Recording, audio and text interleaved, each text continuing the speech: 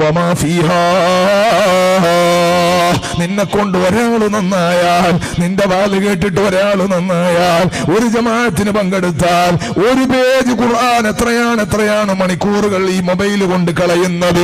ആ സമയത്ത് അള്ളാന്റെ പേടിയിൽ അള്ളാനെ പേടിച്ച് ഒന്നുള്ളൂ ചെയ്ത് ഒരു പേജ് ഖുർആൻ ഓതിയാൽ 2 പേജാണ് ആകെ തബാറക സൂറത്തുള്ളത്. 30 സൂക്തങ്ങളുള്ള 30 ആയത്തുകളുള്ള എല്ലാ മുഅ്മിനിന്റെയും കൽബിൽ ഉണ്ടാകണമെന്ന് ഞാൻ ആഗ്രഹിക്കുന്നു എന്ന് സ്വല്ലല്ലാഹു അലൈഹി വസല്ലമ തങ്ങൾ പറഞ്ഞ ആ സൂറത്തുൽ മുൻജിയ എന്ന സൂറത്തുൽ മുൽക്ക് എന്ന തബാറക സൂറത്തും ഓതി നോക്കിയിട്ട് ഖബറിലെ ചൂടിനൊന്ന് ചെറിയ തണുപ്പ് വരുത്തിയാൽ, ആ ഖബറിലുള്ള പാമ്പുകൾക്ക് നമ്മുടെ തൊട്ടൊരു കാവല് കൊടുത്താൽ, നമുക്ക് വരുന്നതിനെ തൊട്ട് ആ പാമ്പുകളെ അല്ലാഹ് അകറ്റിയാൽ, നമുക്കല്ല കാവല് തന്നാൽ, വലിയ ദണ്ഡുമെടുത്തു വരുന്ന മലക്കുകളെ അല്ലാഹു ഒന്നകറ്റിയാൽ, ഖബറിൽ ഒരു സമാധാനം കിട്ടിയാൽ അതിന്റെ പ്രവർത്തനങ്ങൾ നിങ്ങൾ നടത്തുമോ?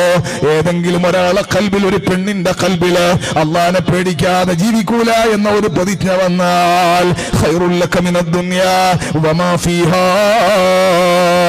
മുആദ് ബിൻ ജബൽ റളിയല്ലാഹു അൻഹുവിനോട് മുത്തായ സല്ലല്ലാഹു അലൈഹി വസല്ലമ തങ്ങൾ പറഞ്ഞതാണ്, ഒരാൾ നിന്നെ കൊണ്ട് നന്നായാൽ ദുനിയാവും അതിലുള്ളത് മുഴുവനും കിട്ടുന്നതിനേക്കാളും ഖൈറാണ് മുആദേ, ഖൈറാണ് മുആദേ, ഖൈറാണ് മുആദേ.